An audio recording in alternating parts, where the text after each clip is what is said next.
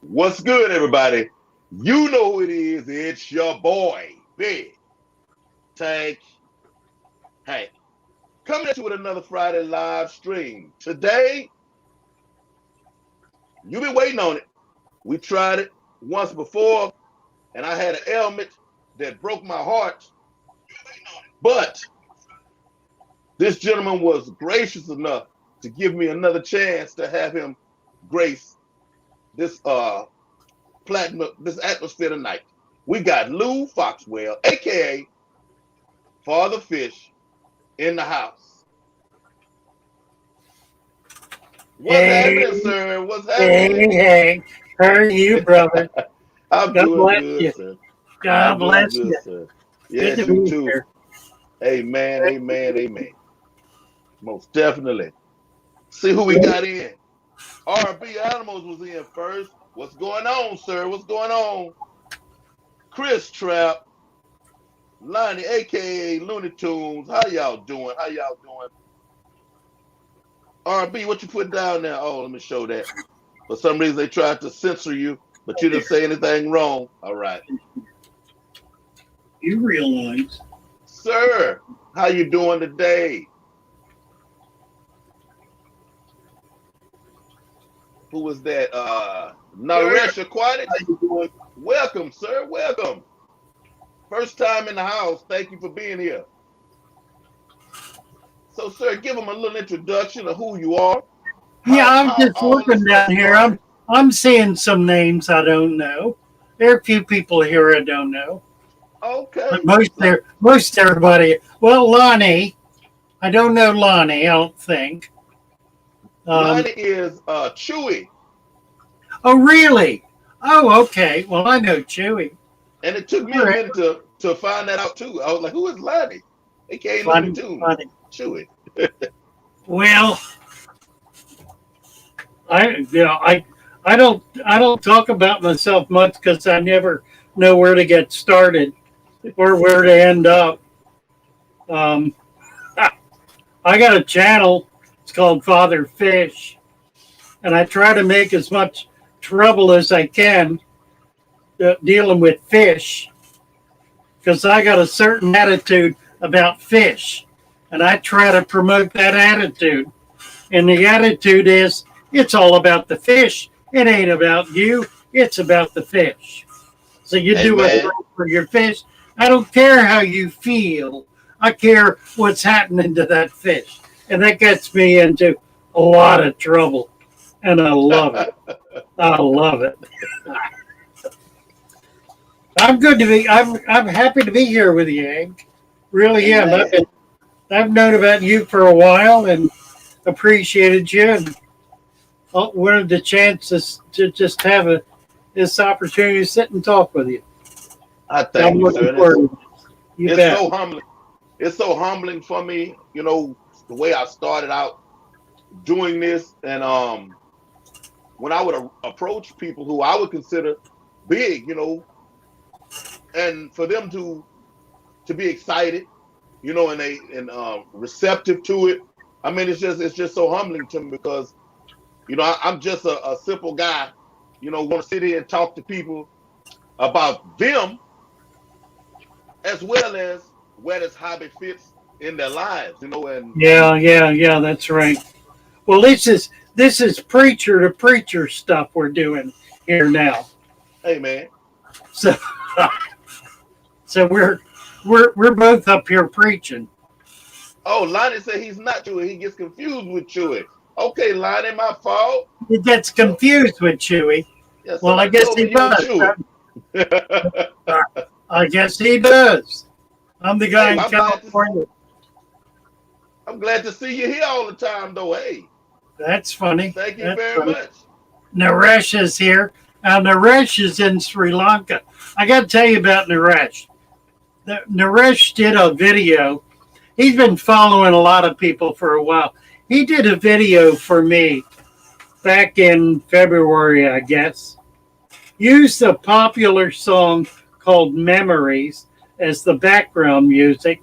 And he pulled pictures off of my Facebook page, YouTube, wherever he could find them. and put together a montage of the Father Fish Aquarium. And I tell you, I saw that and about wanted to cry. It was so beautiful, just so special, and I really cherish it. I got to post it on my website. I have a section there of music, Father Fish's music, and that's one of the pieces. So I decided to start working with Naresh. I was doing pretty well right then, January, February, so doing pretty well on YouTube. So I started paying him a little bit so he could make some videos for me and do stuff on my channel. And it worked out real well. And I figured, well, he's a 19-year-old boy, lives in Sri Lanka. He said to me, it's the first money I've ever earned in my life. Well, that made me feel pretty good. Yeah, so I said, well, you know, this is going to give him some new clothes, maybe a new bike. He'll be able to enhance his life. He'll be pretty sharp. Well, fool that I am, he notified me about 2 weeks ago that he has saved every penny I sent him and bought a building with it, a little about a 20 by 40 foot building that he is putting a store in that will be his business. He's going to sell school supplies, do Xeroxing, and do computer stuff. Okay. Isn't that incredible? So, hey, congratulations. So that's the rest. Isn't that exciting? Yes, most definitely. Yeah, I'm just delighted about that. It's a sweet young man. Sweet young man. Okay, that's cool. Chris Trapp asked me a question. What size tanks, substrates, and fish do you keep, Hank? Okay. First off, right here, behind the camera, I have two 20-gallon longs with creek mud. All right. Creek mud and a little gravel. Oh, 2.5 inches or so deep, 3 inches. Behind me here, I have six 10-gallons. Two of those three of them have crushed coral in the bottom of them. I have a 20-gallon long up top of there with some creek mud and gravel.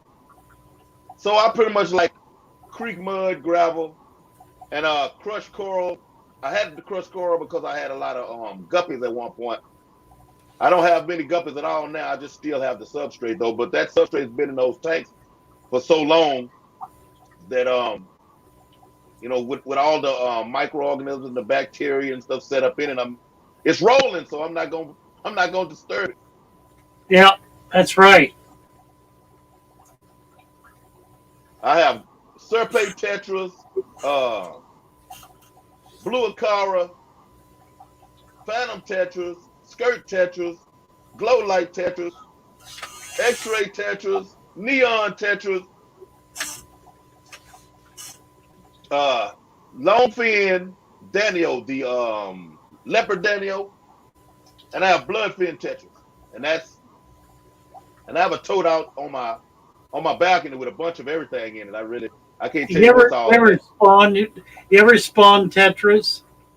Not yet. I've had these tetras now maybe 2 months, and I'm looking into it. I'm studying everything that I can about trying to get them to spawn.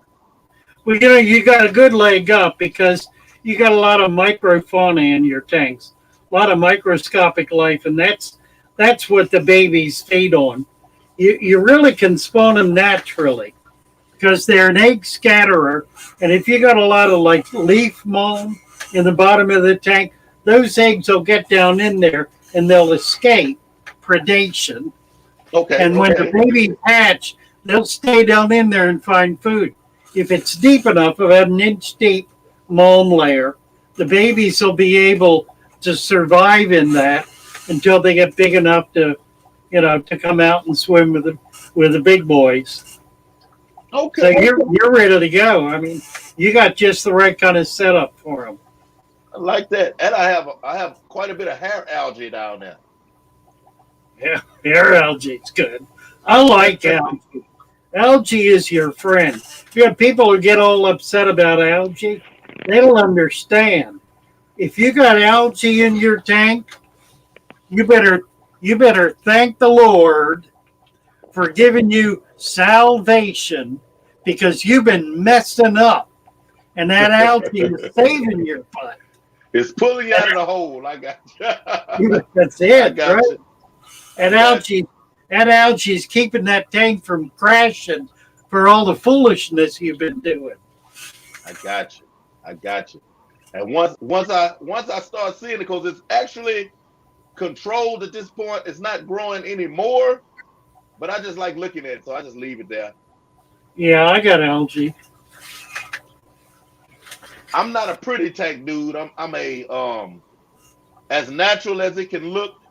You know, I remember, going in the creek with my little snorkel and my goggles back in the Yep, day. yep, And yep, I know yep. what I saw, and that's and it just takes me back. When I look into my tanks, I can honestly say it takes me back to the stuff I looked at when I was a little kid in That's right. Hempstead, Texas.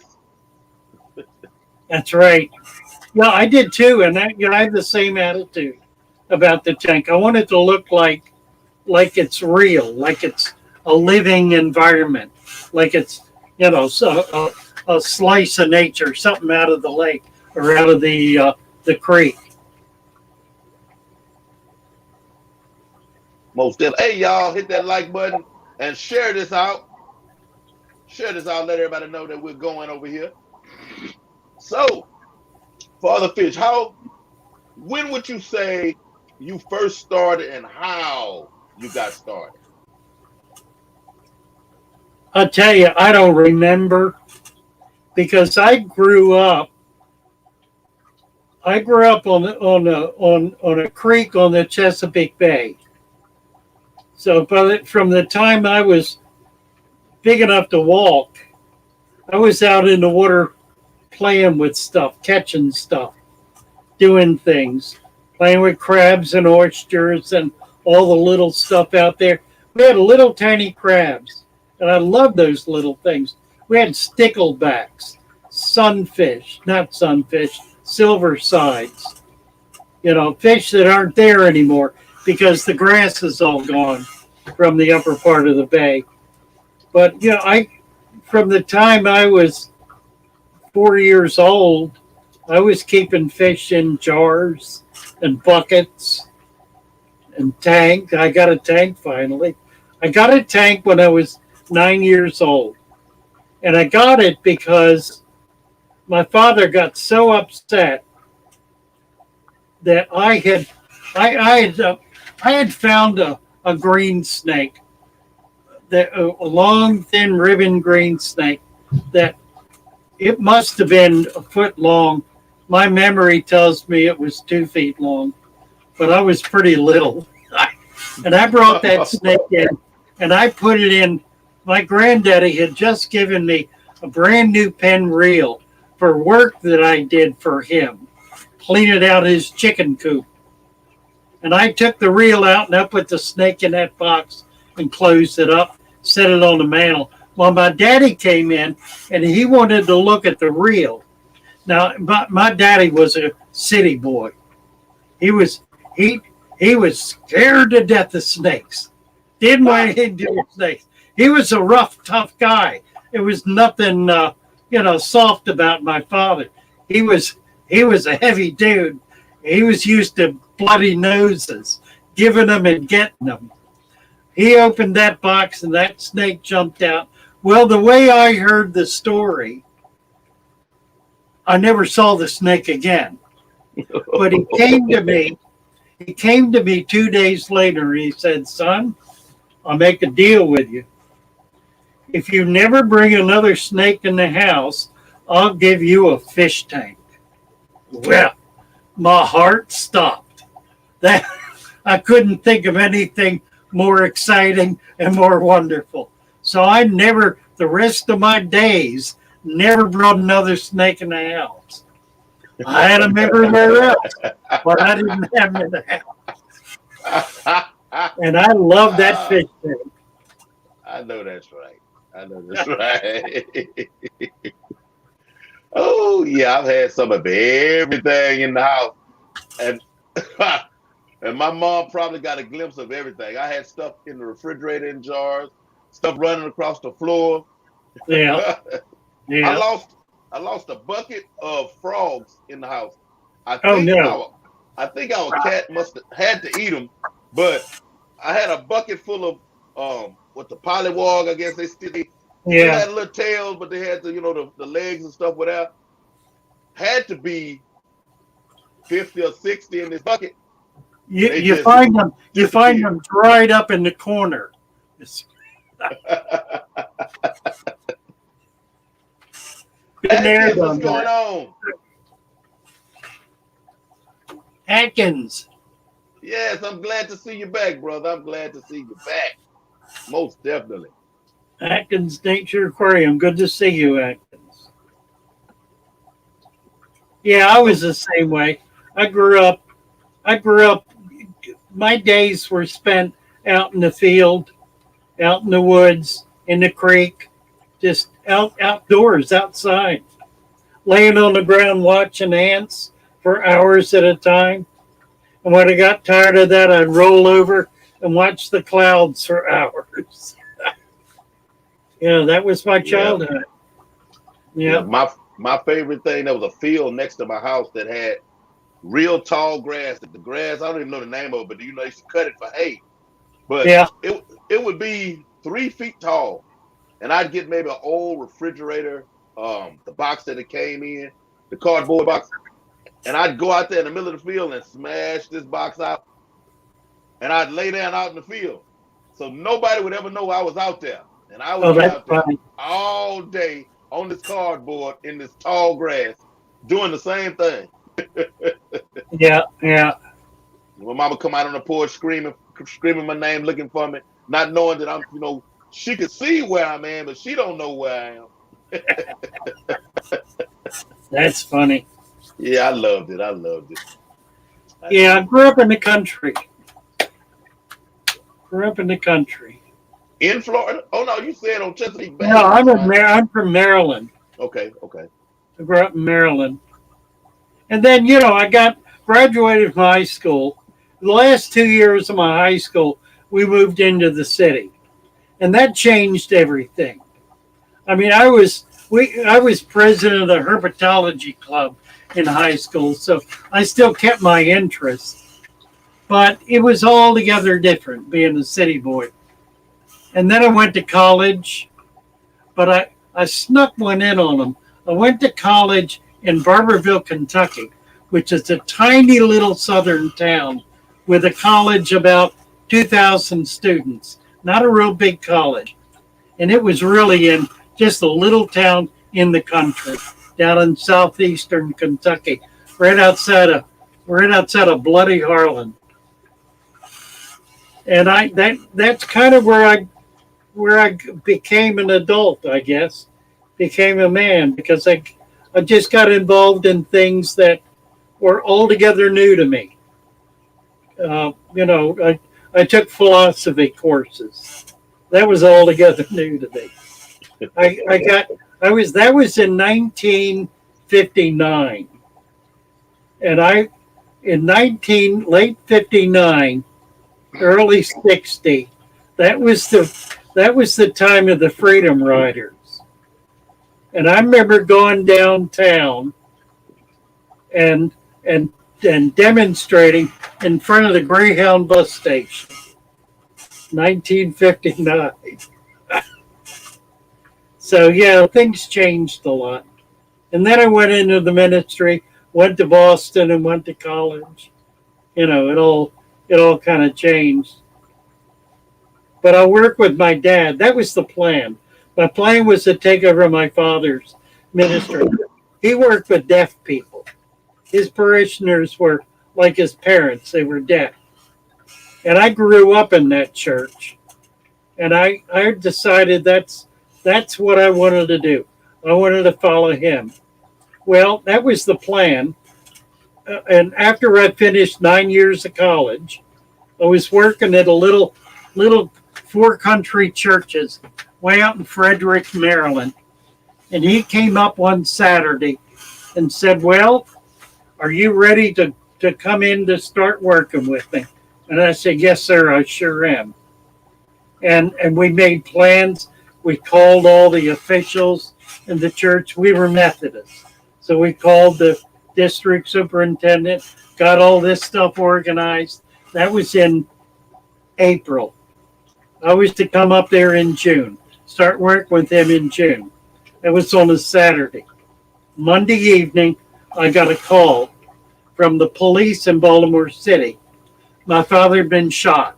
A kid on the street with a gun. We raced down to Baltimore.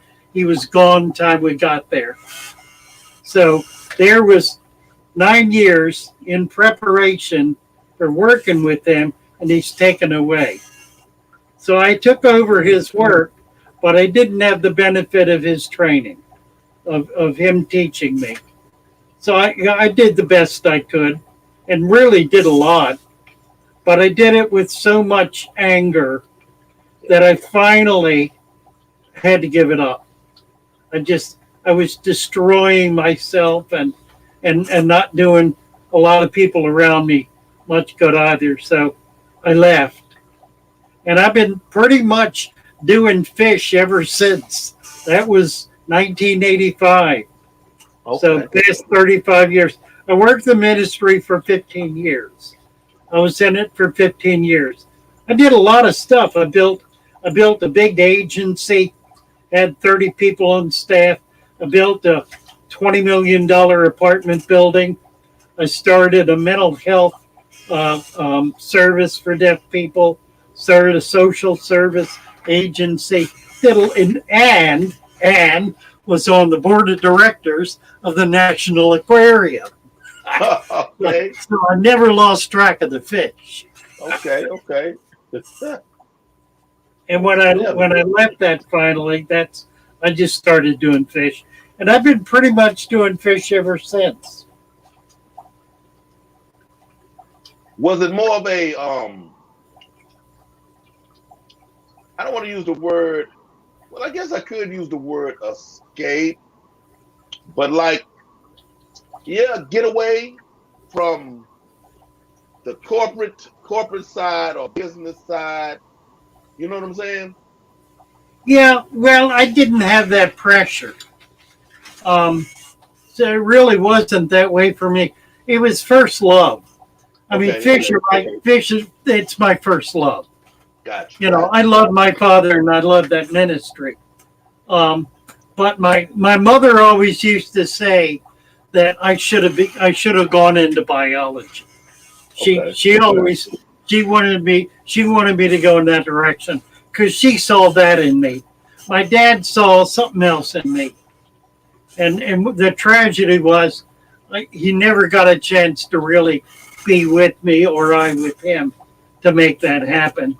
So there was a lot of brokenness there, you know, and I think that kind of fed into why I really couldn't last my whole lifetime. I put a huge amount of effort in about 15 years, did a whole lot of stuff, and basically burned myself out. Gotcha. So the fish then became home again. Home. Gotcha. But this is my ministry. I really feel it's a ministry. I really do. I agree. I definitely agree. Detroit Shrimp, Jimmy P, Casual Aquatics. Welcome in, y'all. Hey, you guys. Casual Aquatics. Jimmy P. Nice to see you all. I know all these guys. Detroit.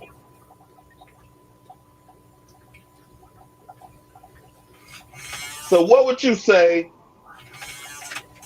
from when you first completely immersed yourself in the hobby on the husbandry business side, when you first did it compared to today, what would you say is the biggest change? Gee whiz. Well, from an industry standpoint, in terms of the impact of the industry, that did not exist. There was no tropical fish industry. There were farmers, there were some wholesalers, there were individual people doing their thing. I knew Merle Cohen. Merle Cohen was one of the first importers, wholesalers in the country. It was back in the 1950s he started. I knew him when I was a teenager, and I was selling stuff to him that I was collecting out of the bay, little tiny crabs that he was putting in his saltwater tanks. But it was him and his brother and the little chain of people that he had developed that supported him, and the stores that he was selling to. That was the industry. There were no major manufacturers. It was not a billion-dollar industry. It was fish. It was fish in whatever tanks you could find or build. A lot of people built their own. Acme Aquarium, downtown Baltimore, he built the tanks we used. We got them from him. He built them. He built through the 40s and 50s and into the 60s. He built about every tank that existed in Baltimore. And then he got to be an old man, couldn't do it anymore. By then, an industry had begun to develop. So, that's the thing I see. The problem for me is that the industry really doesn't care. The industry, by that I mean the manufacturers, all the product people. They don't care about fish. They're not interested in fish at all. They're interested in selling products, dry goods. When I was young, a typical tropical fish store had fish tanks. It did not even have a shelf for dry goods. Not even a shelf. There might be a case down front that had some food in it and maybe a pump and a filter. That was it. The filter was a little plastic box filter. The pump was a little piston-driven. I got one here somewhere. A little piston-driven air pump. That was it. That was the dry goods. And now it's completely reversed to the point that dry goods are running the industry. They're running the hobby, and they're running the hobbyist, and in the process are ruining the hobbyist because the hobbyist can't figure out how to use all this equipment to keep their fish alive. Because the equipment doesn't exist to keep their fish alive. It exists to make money for the people that are manufacturing it. That's what it exists for. Why do you think they have cartridges in filters? So you have to keep buying them all the time. It's called residual income. They don't need to make filters with cartridges. It's frankly stupid to do such a thing. They do it to make money at it. That's the only reason it's there. It serves no legitimate function in a fish tank. That could not be done better by a sponge filter. There's my rant. You want to rant? I got you. I got you. I got you. Hey. So that's the difference. And so what I find myself doing is fighting to bring it back to where it ought to be. Fighting to bring it back to fish. Never mind all the equipment. And I'm ready for it to come back to fish. Really. Go out in the ditch. Go out in the ditch, got a handful of mud. Stick it in the jar and put it in the windowsill. Leave it there for 30 days. You will out of it. Fall in love with it. You'll be amazed what happens in that tank. Now you put that in your tank, now you got something. Now you got a natural environment. Now you got something where fish can feel at home. because you don't feel at home around plastic. Right. Hey, y'all, I have a video way back on my channel where I'm out on the side of a creek with a hoe, digging in it, digging in the creek, pulling out my mud. You go back Yeah, and you check it out. bet. You bet. And I used to have buckets and jars and as little fella in the windowsill also. Now, people, I'm gonna show you how this is. Now, Father Fish has way more years than I do, but I'm not a spring chicken myself. But he wasn't around to tell me that back then.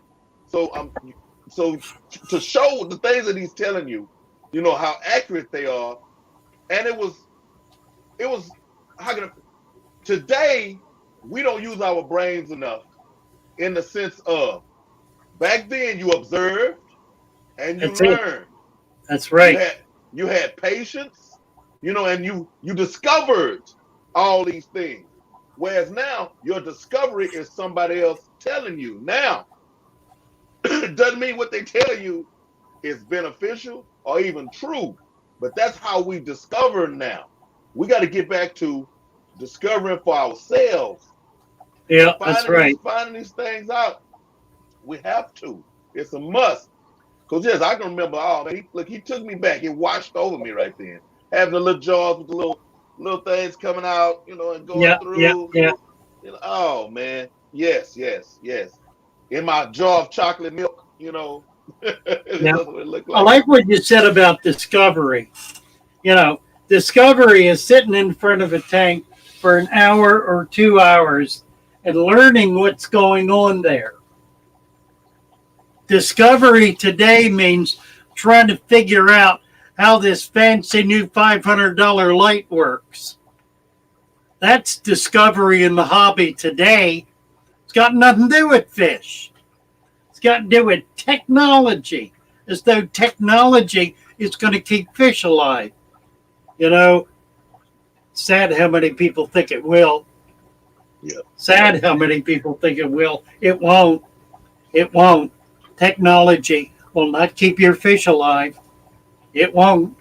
At some point, it fails. And when it fails, they die because they're dependent on it. You Yep. know, let them get dependent on a natural system, on a living environment. That's going to be there. You can walk away from that for 6 months or a year and come back to it and it'll be just fine. Won't miss a beat.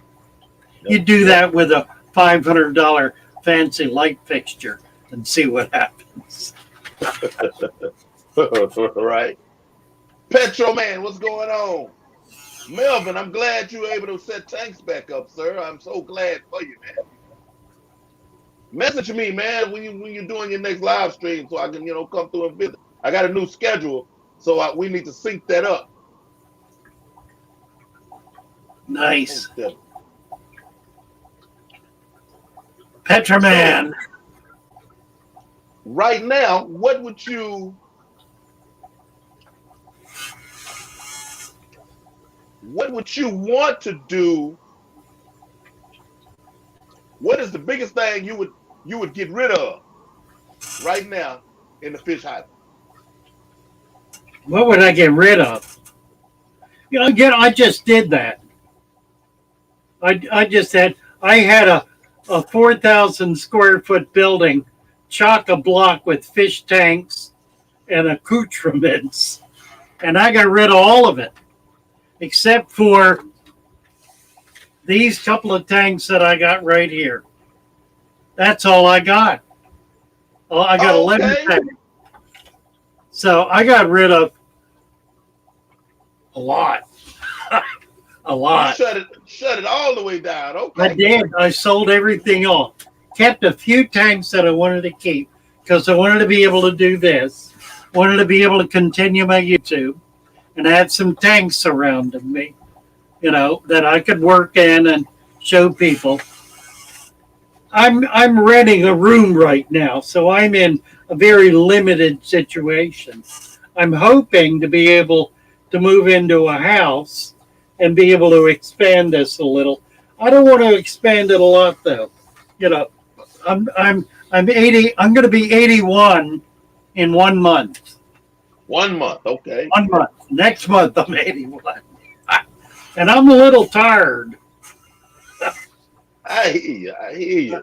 You know, I can't do it anymore. But I still love it, and I still want to keep doing what I can do. I So got you. I got these things going, but I'm trying to do something different with them. I'm trying to. I've gotten in it. I've gotten trying to understand what a food web is. There's been a lot of research in agriculture building food webs that feed the plants. I'm trying to apply that to the aquarium so that we can create an environment that not only feeds the fish, but also feeds the plants. And that's what the leaves are all about. The dried leaves and twigs and all of that, what's called humus, that's the basic food for all the water environments all over the world, all of the freshwater environments. Freshwater environments are totally dependent on leaves for their very survival. It's the foundation of the food chain. So trying to find ways to make that happen in our aquariums so we really can have a living environment. And that's So what I'm that excited mean about. Yeah. you mean like when we adding leaves to the tank, not necessarily for the tannins per se, but you mean for them to break down Yeah, and exactly. to okay. That's exactly right. So the idea is you go out to a body of water where there are leaves rotting, and you get some of them. That gives you the mycelium, the fungus, and the bacteria, and the little microscopic animals that are eating it. You bring that in. Now you got the start of a living environment. That's what the food web depends on. That's going to feed the plants, and it's going to feed the fish. Okay. So how do you know? I know you said you're looking into it now yourself, definitely, but how would you know per your size of tank how much to add in since it's already going through the process of the breakdown, so you won't put it in there and shock the tank? You know Well, what I mean? here's the thing. The more you put in, the more stable the tank is going to be. Okay, all right. You know, Y'all listening? Y'all listening? I mean, I'm glad you said it that way because that's the misunderstanding. The misunderstanding is if you put natural things in your tank, it's going to crash. Just the opposite. Okay. The more diversity you have in your tank, the more stable it is. Lefty, what's going on? Man, for the fish, look out. Hey, this look. Ha ha. You feed them a spirit over here. You feed them a spirit. You feed Well, think you feed about it. When you set your tank up, if you're trying to keep your tank pure and clean with nothing in it, but just totally clean, what happens? You get a little excess food in there, yeah. a fish dies in there, and one lone bacteria that's in there finds it and explodes. Yeah. And that one bacteria exploding will destroy your tank. It'll kill everything. If you have 500 different kinds of bacteria in there, they're fighting with each other. They're at war with each other. They're controlling each other. So you can't have that happen. The more diversity there is, the more stability there is. Gotcha. So the more you put in there, the healthier your tank is. People Okay. are worried so much. People are always worried about, oh, I'm going to put something terrible in that's going to kill everything. No, that's not the way it works. The way it works is if you don't have anything good in there and something bad gets in, it's going to take over. Now, what is the bad? The bad, it's already in there. The bad is the good multiplied 1,000,000 times. The bad is the good multiplied 1,000,000 times. Gotcha. If you got 1,000 good in there, None of them can multiply 1,000 times. So they can't take over and ruin it. But if you only got one or two, it's real easy. It's called a monoculture. It just explodes. It takes over all the available resources, including the oxygen, and it burns everything up and kills it all. That never happens in a balanced, established tank. It can't, because it's being controlled by the diversity that's in it. Hard to get that concept. You got to get that concept. It changes everything. It changes their whole approach to what we're doing. We're not trying to keep it pristine and pure. We're trying to get it as complex and as involved and with as much going on in it as possible. That's what creates stability. Question then. Is that why I've never had a bacteria bloom? Yeah, because you got probably 5,000 different kinds of bacteria in that tank.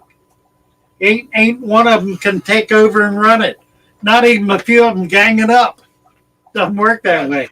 What ruins a tank is not the life that's in it. What ruins the tank is the gunk you throw into it. Food is the worst. It's so easy to overfeed. Everybody overfeeds. Everybody overfeeds. The tiniest amount of food is in effect overfeeding. Here's the reason why. When a fish eats, fish are always hungry. When it eats, it takes about 2 hours for that food to process, and they poop it out. And guess what comes out? 90% of what went in is what comes out. So it gets eaten again. It gets eaten again. Pumps it in, what comes out again?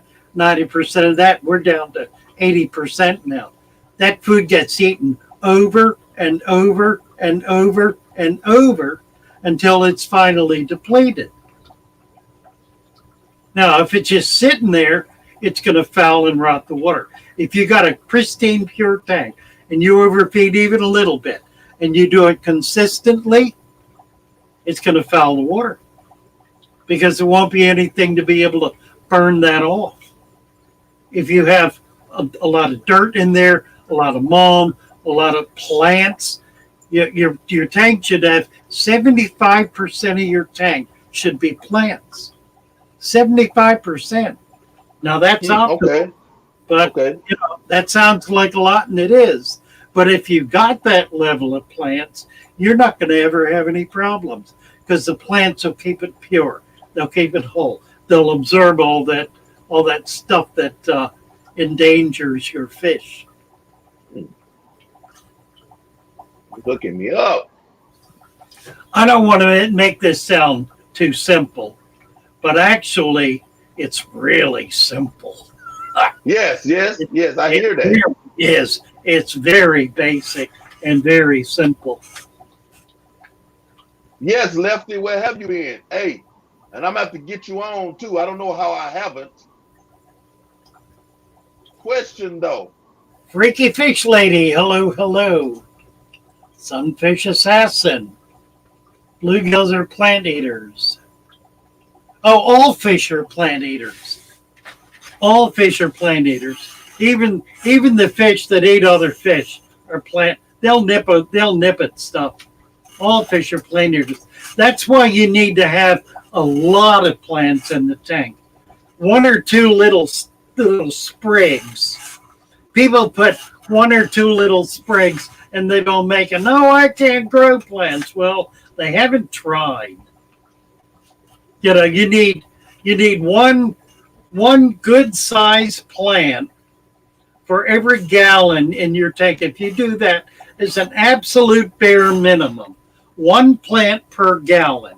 If you got a 20-gallon plant, put a 20-gallon tank, put 20 plants in it. 50-gallon tank, put 50 plants in it. They don't have to be old big plants. Be any size you want. Doesn't matter. Do a plant a gallon and see if it doesn't make a world of difference. Now, you put them in gravel and they're going to die. They're not going to make it. You can't grow plants in gravel. not unless you're pumping them with all kind of food fertilizers and stuff, which you never want to do because it ruins the water. Put them in sand. Put if you got nothing else, put 2 inches of sand on top of that gravel. Then you got something to plant the plants in. They're not going to be popping out all the time every time a fish bites on one. Fish don't rip them out. They bite on them. And if they got nothing holding them, they just pop out. Think of it that way. Okay. Most definitely. Fish Dream says, why is it said a leaf or two helps kill bacteria? Well, because that's not true. It does not help kill bacteria. Actually, what it does is just the opposite. It creates bacteria because it deteriorates. And what deteriorates it is fungus and bacteria. That's what breaks down the leaf. So again, it's a matter of diversity. It's a matter of having more and more and more in there to make it healthier. So the leaves, they don't kill bacteria. They build bacteria. What you got there? Oh, you got a bag too. I got a bag. I got one. I got a bag. I got a couple of them. Oh, I got another one. I got catappa leaves here. Oops, see if I can get one. Right? And I put leaves in all of my tanks. Every one of them. Makes a world of difference. World of difference. Danny Westy, what's going on? GRB, what's happening? Tam Shepard. GRB's here. Look at that. Danny. Hey, Danny. Humic acids and tannins are helpful to the fish. Well, they're helpful to the water, really, and that's what's helpful to the fish. Again, it's a matter of balance, and you don't create a balance with one or two things. You create a balance with 50 or 100 things. The more you have, the better the balance. So the more you can get in that tank, the more stable it's going to be. Now, you got to be reasonable and sensible about it. I mean, you don't go out to the city dump and get a handful of garbage and throw it in your tank. You don't get to a rotten, stinky mud hole and pull that out, pull all that rot out and throw it in the tank. You got to be sensible about this. You got to use your eyes and use your brain, and by all means, use your nose. If it stinks, don't do it. Right. Sunfish Assassin says, so if I take substrate from the pond or lake for the aquarium, I keep them in. Will that work? Absolutely. Oh, yes, absolutely. most definitely. You bet. Hey, Sunfish Assassin, look at here. Look at that dirt. Look at that layer of dirt down there. Look at that. Now, you got to cap that dirt with sand like he's done right there. If you don't, that dirt's going to get all in the water and make a mess. Yep. So you want to put sand on top of that dirt before you put the water in. You have to do that before you put water in the tank.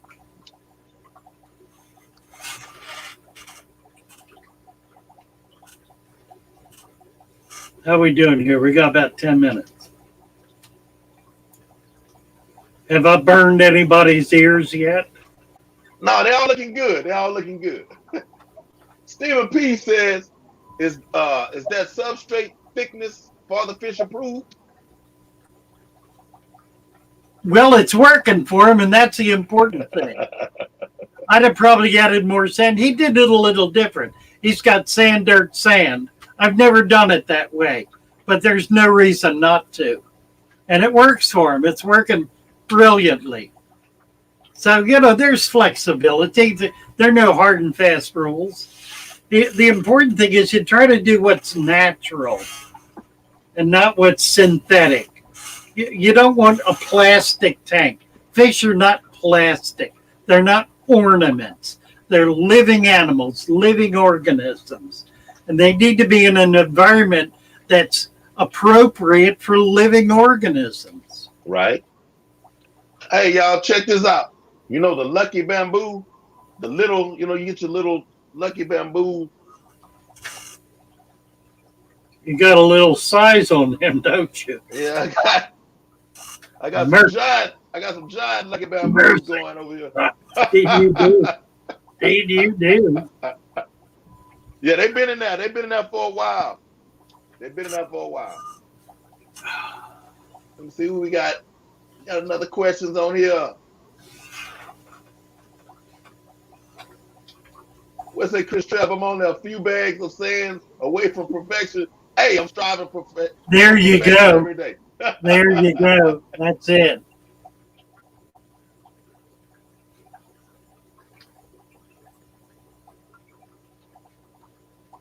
A pound of sand per gallon. That gives you about 2 inches. Lefty says, sand caps changed my life. I've never had better looking tank. Yeah. Stephen P203. My latest tank is a Southeast Asian biotope. That's a nano aquarium, 7 gallons. I filled it almost 33% sand sloping down, and the plants are growing like magic. Yeah, the deep sand bed really is absolutely the key. It's the key to growing plants. It's the key to keeping that tank healthy. And it's the key to healthy fish.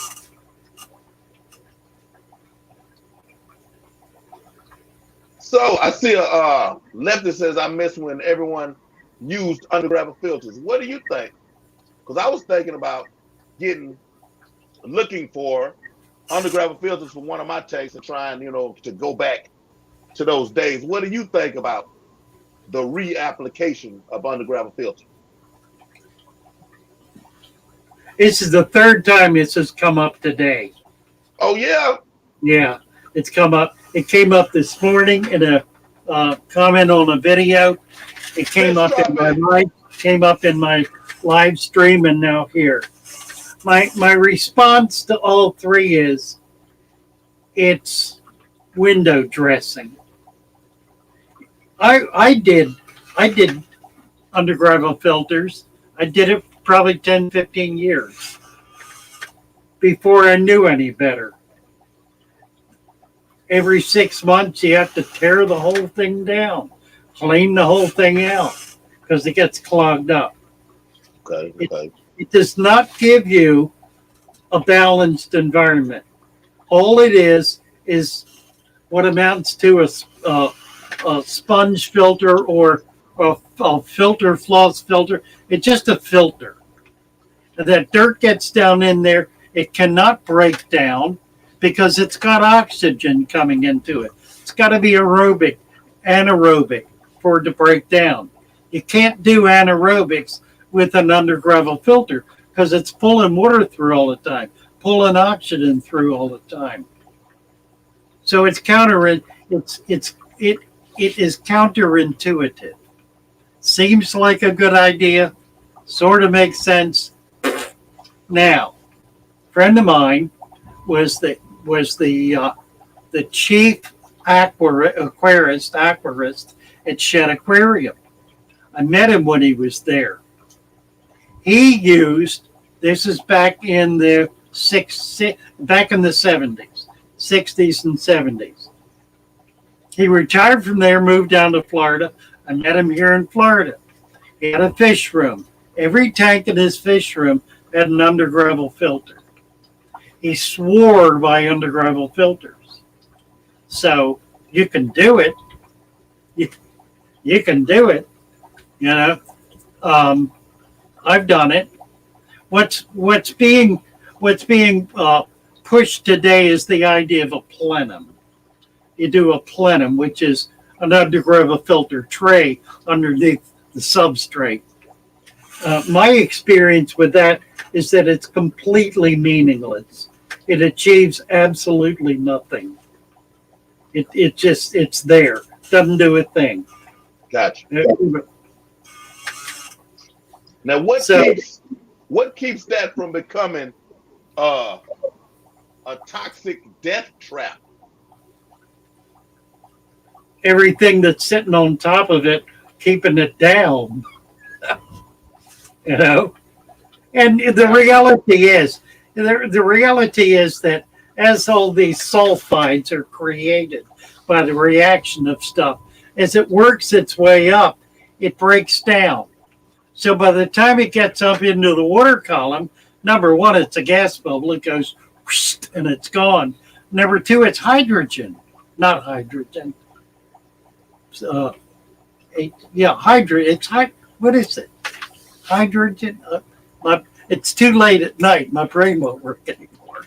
Anyway, it's a harmless gas. Nitrogen. It's nitrogen. That's what those bubbles are. They're nitrogen gas from all the nitrates that have been created that are breaking down based on the CO2 that's in there. So that deep substrate creates a huge amount of CO2.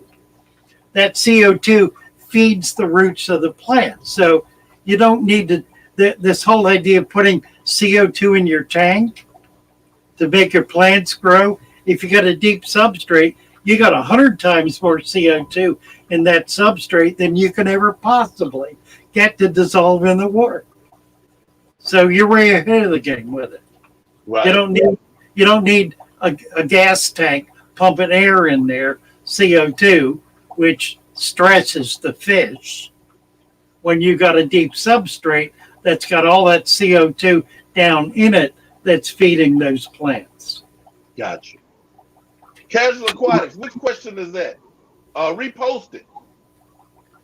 I'm looking for it, but I don't see it.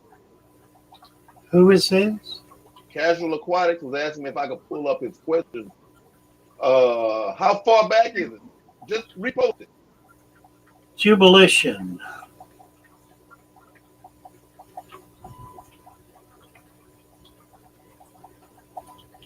Casual aquatics. Yeah, repost it.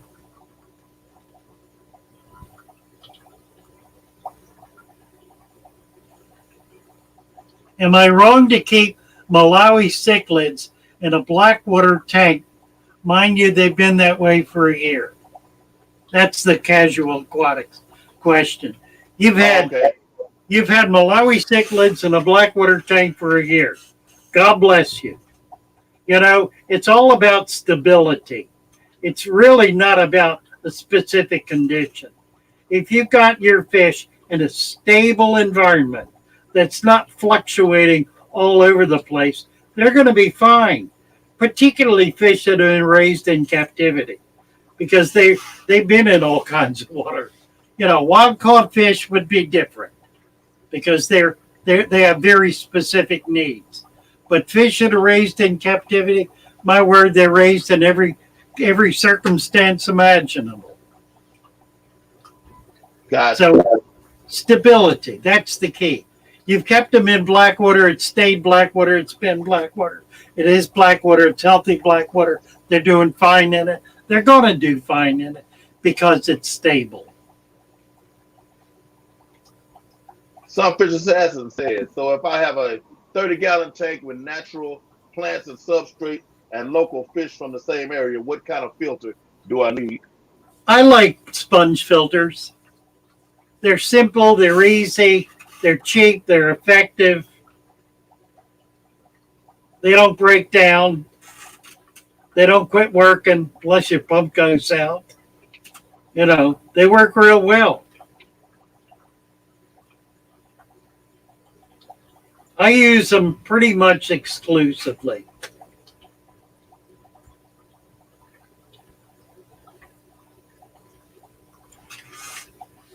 Yeah, if you like hang on the back, that's fine. I don't have anything against it, except they break down. Yeah. And the newer they are, the worse they are.